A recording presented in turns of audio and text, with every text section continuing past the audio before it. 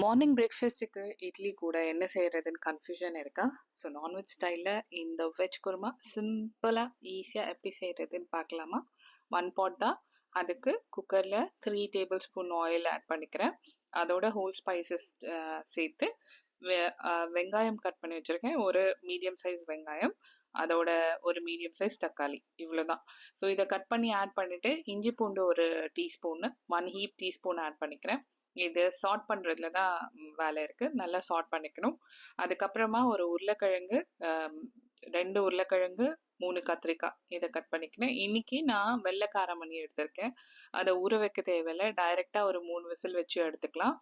எடுத்து நான் ஆல்ரெடி தனியாக வச்சுட்டேன். ஸோ கட் பண்ண வெஜிடபிள்ஸும் காராமணியும் ஆட் பண்ணி நல்லா வதக்கிட்டு இதோட மஞ்சள் வந்துட்டு 1 டீஸ்பூன், மஞ்சள் கொஞ்சம் அதிகமாக போடணும். 1 டீஸ்பூன் ஃபுல்லாக ஹீப்டாக போட்டுட்டு, அண்ட் காரம் வந்து கொஞ்சம் நிறைய இருக்கும். ஏன்னா இந்த வெள்ளை காராமணி நல்லா காரம் ஸ்பைசஸ் எல்லாம் இன்டேக் பண்ணிக்கும் ப்ரோட்டீன்ன்றதுனால. ஸோ அதனால 1 டேபிள் ஸ்பூன் வந்து நான் மிளகாய் தூள் ஆட் பண்ணிக்கிறேன். அதோட வாட்டர் ஆட் பண்ணி ஜஸ்ட் கொதிக்க விடுறேன். அந்த கொதிக்கிற மீன் டைமில் வந்து நான் ஒரு குவார்ட்டர் கோகோனட் கட் பண்ணி நல்லா கிரைண்ட் பண்ணி அந்த பேஸ்ட்டையும் ஆட் பண்ணிக்கிறேன்.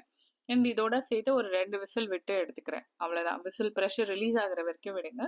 கொத்தமல்லி தூவி இறக்கி சுட சுட இட்லிக்கு ஊற்றி சாப்பிட்டு பாருங்க. அவ்வளோ எம்மியாக இருக்கும். ஒரு கறி குழம்பு சாப்பிட்ட சாட்டிஸ்ஃபேக்ஷன் இருக்கும். அண்ட் நீங்களும் இதை ட்ரை பண்ணுங்க.